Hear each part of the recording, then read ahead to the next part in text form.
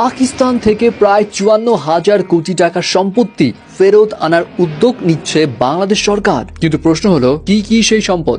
সবটাই বলছি, বাট তার আগে বলি, দীর্ঘ ১৫ বছর পর ১৭ এপ্রিল বাংলাদেশ পাকিস্তানের মধ্যে প্রথমবারের মতো অনুষ্ঠিত হতে যাচ্ছে পররাষ্ট্র সচিব বৈঠক, যেখানে পাকিস্তান থেকে স্বাধীনতার পূর্ববর্তী $4.52 বিলিয়ন, যেটা বাংলাদেশি টাকায় ৫৪,০০০ কোটি টাকারও বেশি, এমন সমমূল্যের সম্পদ পাকিস্তান থেকে ফেরত আনার বিষয়টি অফিসিয়ালি উত্থাপন করা হবে। এখন ওই যে বললাম, প্রশ্ন তো থেকেই যায় যে সম্পদগুলো আসলে কি কি। মিডিয়া রিপোর্টস অনুযায়ী পররাষ্ট্র মন্ত্রণালয়ের কর্মকর্তাদের মতে এই দাবির মধ্যে সবচেয়ে গুরুত্বপূর্ণ একটি অংশ হল ১৯৭০ সালের ভোলা ঘূর্ণিঝড়ের পর তৎকালীন পূর্ব পাকিস্তানের জন্য অর্থাৎ বাংলাদেশের জন্য পাঠানো $২০ কোটি বৈদেশিক সহায়তা। কর্মকর্তারা জানান এই অর্থ স্টেট ব্যাংক অফ পাকিস্তানের ঢাকা শাখায় থাকলেও মুক্তিযুদ্ধ চলাকালে ব্যাংকটির লাহোর শাখায় স্থানান্তর করা হয়। এছাড়া স্বাধীনতার পর পশ্চিম পাকিস্তানে কর্মরত বহু বাংলাদেশি সরকারি কর্মকর্তা নিজ দেশে ফিরে আসেন, কিন্তু পরবর্তীতে তারা দেখতে পান পাকিস্তান সরকার তাদের জমাকৃত প্রভিডেন্ট ফান্ড এবং সঞ্চয়পত্রের অর্থ